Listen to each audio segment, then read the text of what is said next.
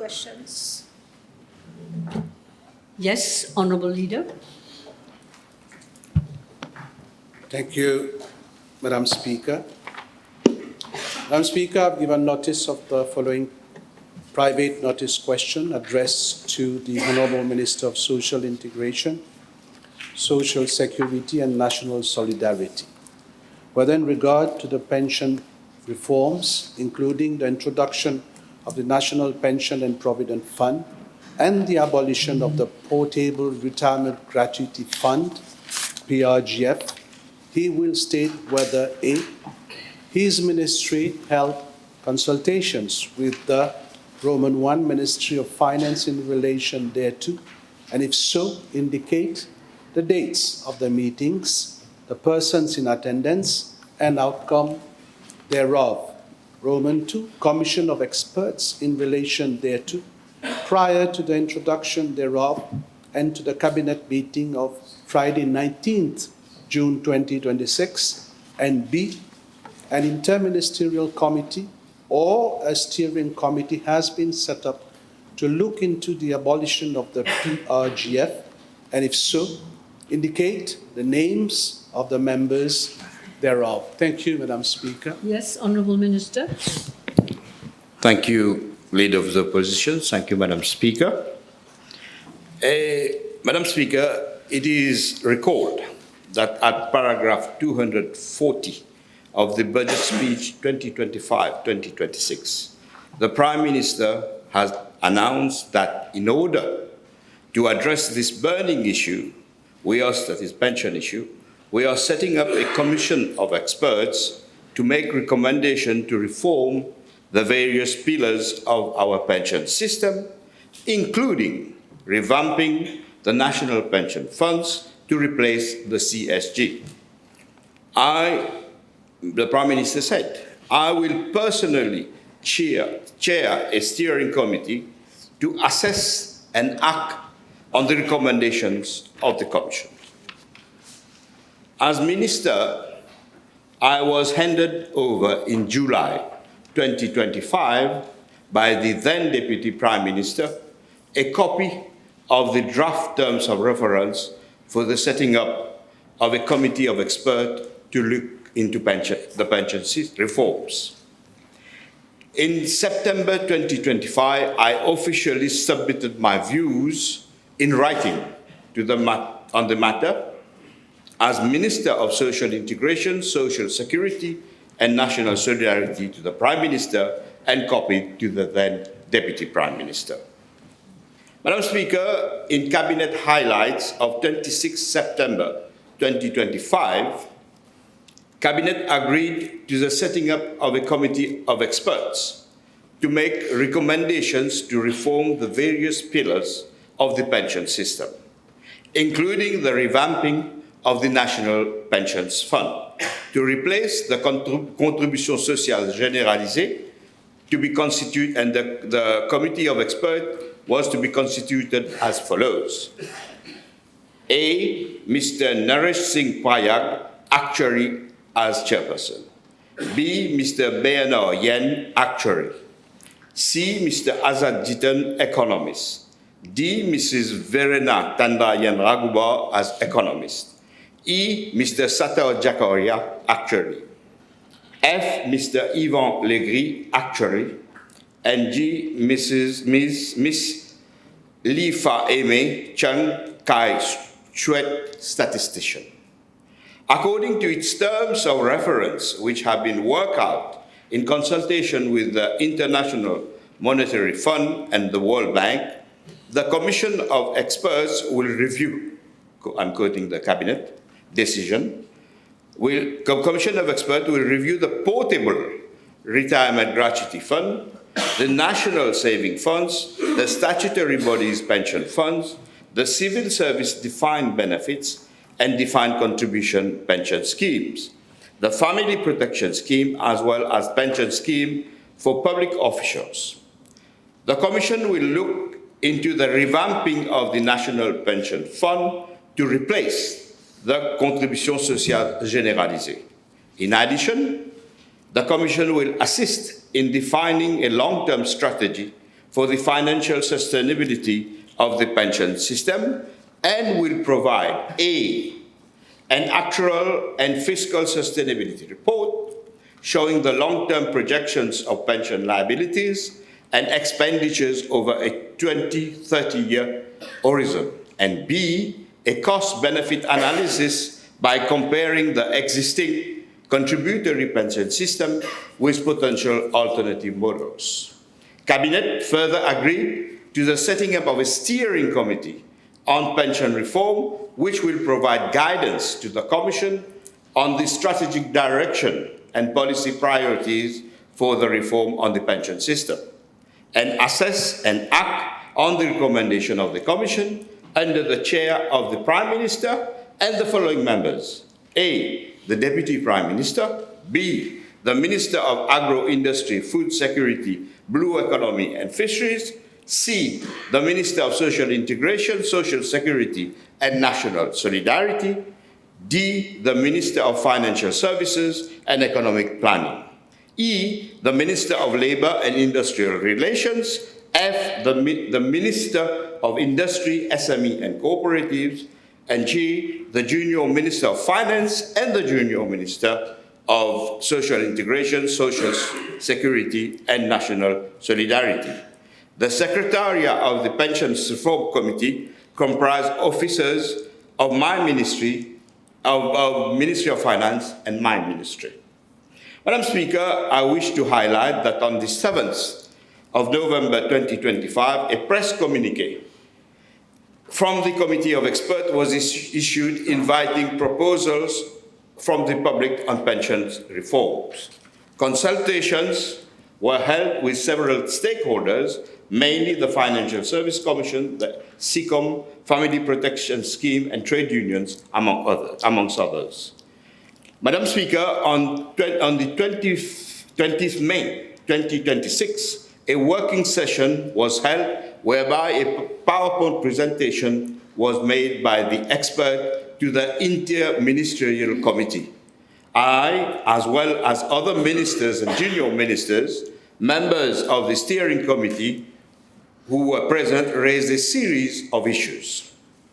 I requested for a meeting with the Prime Minister since 27th May 2026 on pension issues related to the PowerPoint presentation made and the forthcoming budget. On the 16th June 2026, I met the Prime Minister in the presence of his financial advisors and experts, and as a caring minister, I raised several concerns. On the budget day, 19th June 2026, a series of measures was announced and detailed in the budget itself and annexed to the budget. Madam Speaker, after taking cognizance of the details announced and the feedback received from my colleague of my party, we realized that the means testing must be frozen and some of the measures proposed must be further discussed. On Sunday, 21st June 2026, I received a communication from the Prime Minister for an urgent meeting to discuss issues concerning pension in the budget. After this meeting, the Prime Minister made a statement on Monday, 22nd June 2026, in the Parliament, in the National Assembly, that the means testing was frozen, and in reply to the private notice question for the sitting of 25th June 2026, the Prime Minister further added that the means testing was out, and very importantly, he tabled a printed version of the PowerPoint presentation which contains the other pillars of the pension reform, including the revamping of the NPF. Madam Speaker, as a matter of fact, while the NPF fall under the aegis of my ministry, the PRGF falls under the purview of the Ministry of Labour and Industrial Relations, and my ministry is the administrator and paying agent for same. As a matter of fact, let me inform the House of the fund evolution of the NPF, PRGF, and NSF. In June 2020, the NPF fund amounted to 129, I will round the figures, 129 billion rupees. In 2020, 149 billion rupees. In 2020, 242 billion rupees. In June 2023, 145 billion rupees. In June 2024, 154 billion rupees. In June 2025, that is as at now, 159 billion rupees. I've rounded the figure. The PRGF in June 2020 amounted, I'm rounding the figure again, to some 20 billion rupees. In June 2021, it amounts to 44 billion rupees. And I'm correcting, Madam Speaker. I'll give the figure for 2022 because all the operation of the PRGF in fact started really functioning because of COVID as from June 22. And from June 2022, the fund of the PRGF amounted to 1.1 billion rupees. 2023, 2.8 billion rupees. June 2024, 5.5 billion rupees, and June 2025, 8.7 billion rupees. These are facts. Madam Speaker, as regard to part A of the question, that is whether my ministry held consultation with the Ministry of Finance in relation thereto, and if so, indicate the dates of the meeting, the person in the attendance and outcome. The answer is, except for the meeting referred in my answer above, I had no meeting. The person in attendance, as I mentioned, were the experts, the financial advisors of the Prime Minister and the Financial Secretary. Madam Speaker, as regard to part A2 of the question, that is whether my ministry held consultation with the Commission of Experts in relation thereto prior to the introduction thereof and the Cabinet decision of Friday, 19th June 2026. Again, as mentioned above, a PowerPoint presentation was made on the 20th May 2026 by the Committee of Experts to members of the Inter-Ministerial Committee. I was present there, together with the junior minister who is member of the steering committee. We attended this meeting. Madam Speaker, with regard to part B of the question, that is whether an inter-ministerial committee or steering committee has been set up to look into the abolition of the PRGF, and if so, indicate the names of the members thereof.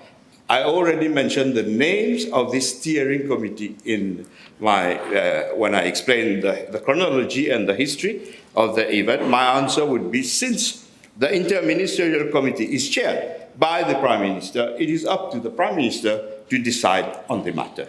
This would be my reply to the PNQ of the Leader of the Opposition. Thank you. First supplementary, Leader.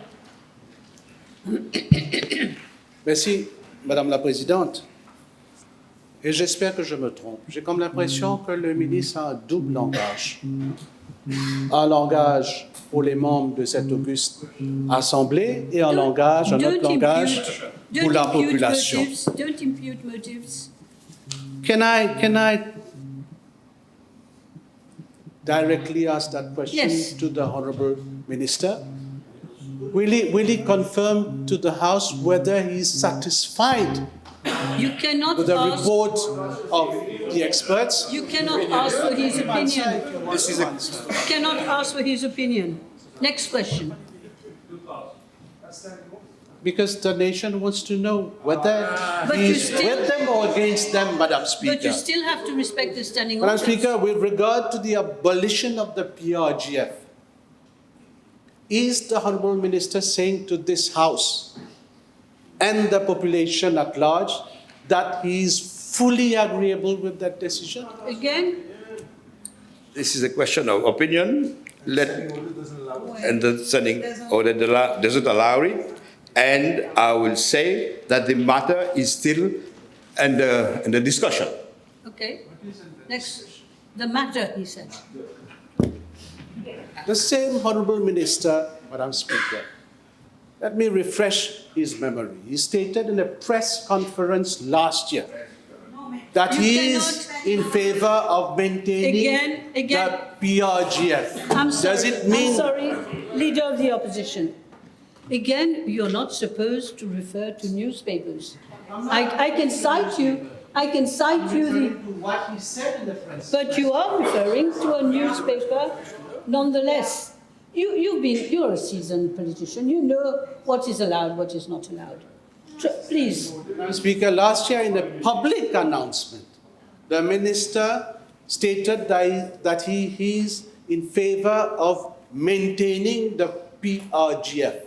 Does it mean that now he is for the abolition of PRGF as mentioned in the annex of the budget speech? Madam Speaker, as I said, the matter is under consideration. We must thank the Prime Minister who has done two things. First, freezing and getting out the ministers from the pension reform. We must commend him. Let me finish. Okay. Second, that the Prime Minister and the government table the report of the Commission of Experts. This is what is enabling democratic debates all around the country on the issue of the second and other pillars of the pension reform, okay? I must say to the Honourable Leader of the Opposition, I was one of the main person and trade unionists who fought for the PRGF. Had it not been me, not been the General Workers' Federation, the joint negotiating panel of the sugar industry and other trade union, the PRGF that is here now wouldn't have been the same.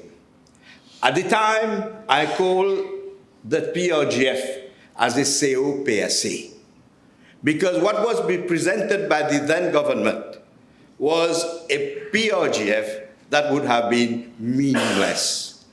The first version that was presented was the PRGF who didn't cater for the 15 days as a matter of right to private sector worker of gratuity. It didn't cater. It was us who added the 4.5% and coupled it with the post services.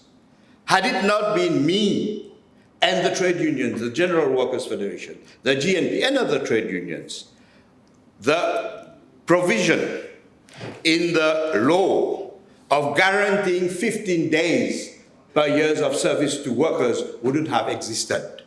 Third, had it not been me and the trade unions, the PRGF would have been a COPSA, because the provision was made that employers was enabled not to pay for the PRGF had they paid for the pension, private pension scheme. And it is us who made the amendment to amend the law so that if an employer contributes to a pension fund, the contribution cannot be less than what it would have been.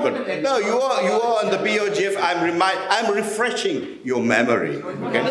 I'm refreshing your memory, you know. Yeah, okay, I'm refreshing your memory on facts and what happened, okay? You didn't stand there, I stand. No, Minister. Yes. Next question. Madam Speaker, the stark reality is that he's abolishing the PRGF today. And the minister, Madam Speaker, he should stop sitting on the fence, No. otherwise he'll get stuck on the fence, Madam Speaker. You're not asking a question, you're making More a than statement. 10 days after the budget, Madam Speaker, I believe that the Honourable Minister has taken full cognizance of the details of the pension reforms. Now, concerning the SAP, will the Honourable Minister inform the House on what basis has the sum of 11,589, I have to correct myself because last time I stated 598. It is 11,589 have been calculated? I already replied to this question. We are awaiting the details from the Ministry of Finance. This is what I reply in the Committee of Supply. You were not here. And the details will be finalized. The issue is whether the people, workers and citizens will have their pension at the age of 60 at a reduced pension. This is a matter of discussion. It is being discussed. That's one. And the second is that we are focusing on the NPF and the PRGF, so I already replied. I wait for the next question. Yes. Now, will the Honourable Minister confirm to the House that once someone opts for that amount, he will be paid that amount for his lifetime? The matter is under consideration. You will get the details when the government finalize, and it will be part of the finance bill.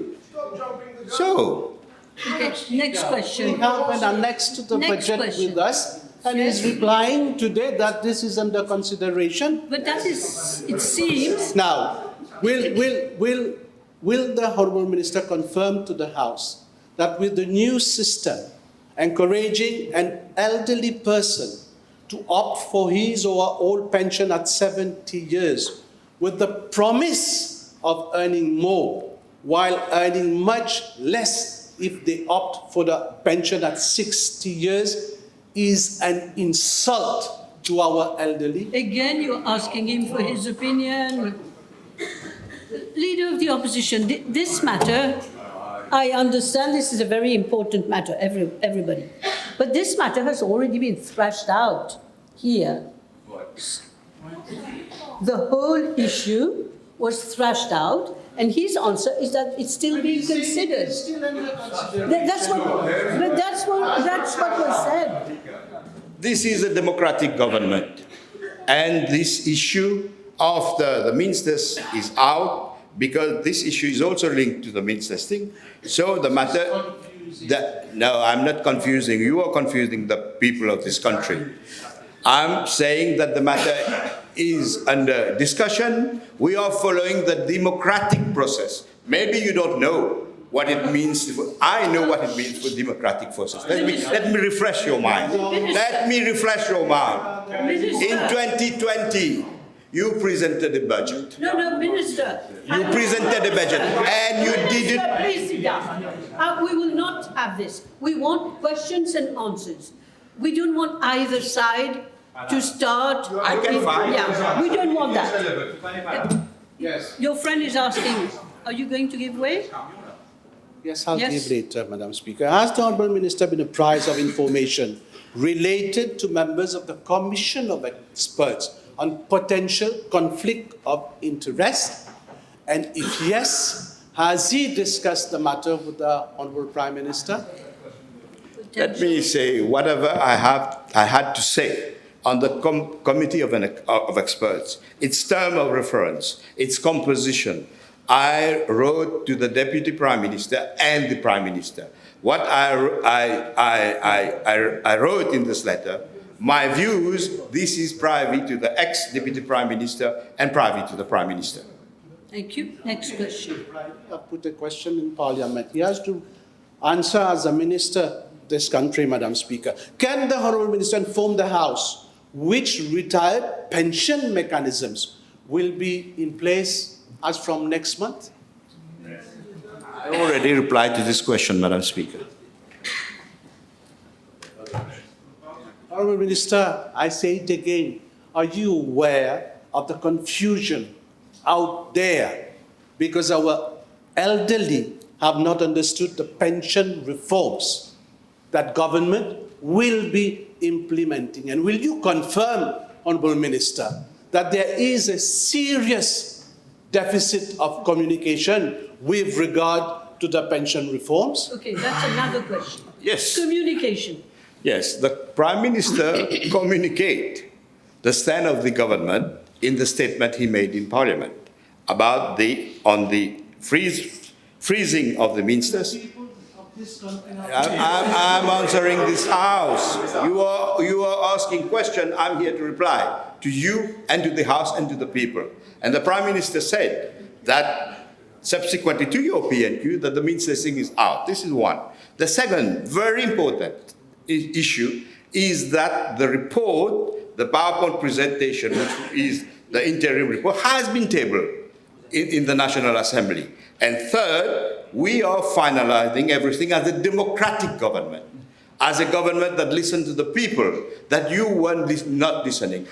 I must say, Madam Speaker, I'm afraid, I must say, I stood in front of the Treasury building in 2020. Honourable Minister, please. And they suppressed the dissent. This suppress the opposition. Some was fair, Mohamed Siddiq more fair. Patwa. Honourable Leader, Speaker, what is this? Leader of the Opposition, please. A very direct question again, Honourable Minister. Is it correct to say that as from January 2027, a person aged 62 years, his pension will decrease by 3,000 rupees? As I stated, the matter is being finalized as a democratic government, and any specification on this issue will be within the finance bill that we've presented to the National Assembly.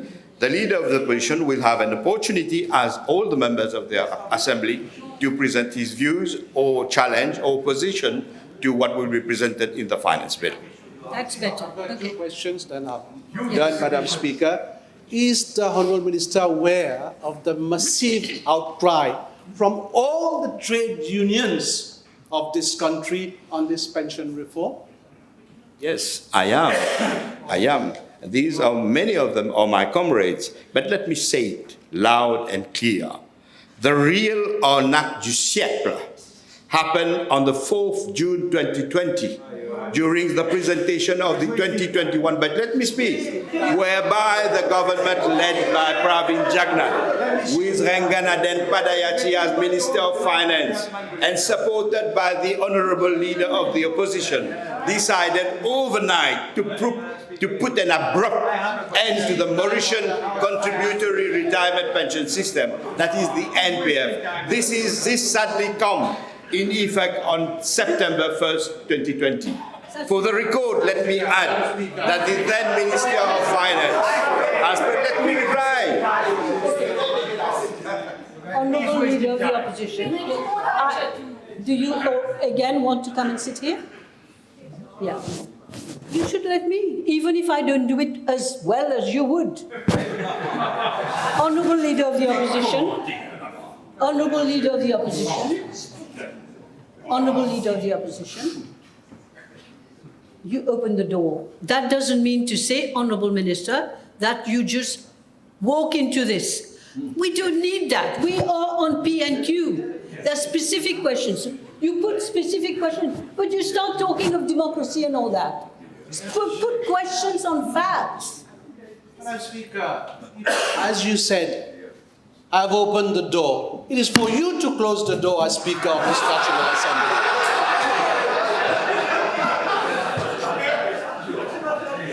Madame la Présidente, est-ce que l'honorable ministre va participer au rassemblement des syndicats le 11 juillet? That is most unfair. I participated in the 11th July demonstration against your government and the dismantling of the NPF and the institution of the MIC, the famous MIC. And let me say, when my officers in the ministry, I've learned it afterward, when they refused what Ranganaden Padayati wanted, that is to use the money of the National Pension Fund to honor the promises of increase in old age pension, BRP, then my officers refused, and the minister unilaterally, without consulting anyone, without seeking the opinion of any expert, decided to destroy the National Pension Fund. This was the arnaque du siècle. This is what brought us in this mess. Instead of raising the ceiling of the NPS, instead of applying the National Pension Scheme on the remuneration of the workers, so that we can get enough fund to pay the contribution, you destroyed it. What we are doing now is to revamp it. Everybody can have their opinion, okay? Thanks to what many of us have been doing, that is prompting the report to be made public. You didn't make anything public, you just destroyed it. You just destroyed it. The NPF was just destroyed. You won the opposition, huh? Minister, Okay. that's enough. Okay? So the arnaque du siècle was from your government. The new system can be the subject of debate. You chose to pose the question, not me. Thank you, Madam Speaker. Normally, I have 2 minutes left, but I'll give 2 more minutes. Yes, Mr. Duval. Speaker, may I ask the Honourable Minister, he held il a tenu des propos, la question va venir, Yeah. il a tenu des propos extrêmement graves le 22 juin 2026 en disant que lui et le Premier ministre ont tous les deux été induits en erreur, notamment par le président de la Commission, sur le fait, What is your je vais question? venir à la question, que la pension serait coupée. Il l'a dit. Maintenant qu'il a tenu ses propos, quelle action a-t-il envisagé et recommandé au Premier ministre et au gouvernement pour que des actions sévères soient prises contre cette commission, son président et les propos dont il a été induit en erreur sur un sujet aussi important? Let me say, whatever has been said in the media and the public, yes, let me finish. On the 22nd of June, the Prime Minister, after consulting all the ministers, not all the ministers, some of his ministers, consulting the partners in the alliance, that is the MMM, the Resistance and Alternative, and other MPs, decided to freeze. This is what happened. What is important is what happened. You are asking the question, let me...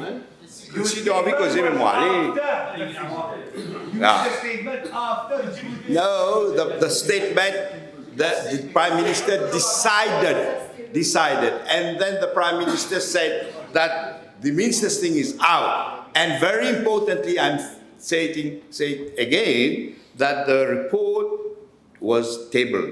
This is now sparking positively a debate in the country, and whatever will be decided democratically within the framework of the Constitution, within the framework of National Assembly, law enactment and debates. This would be my answer, Madam Speaker. Yes. Yes, Madam Speaker, Bear thank with you. me. You have. I have a very short Yeah. question. Yeah.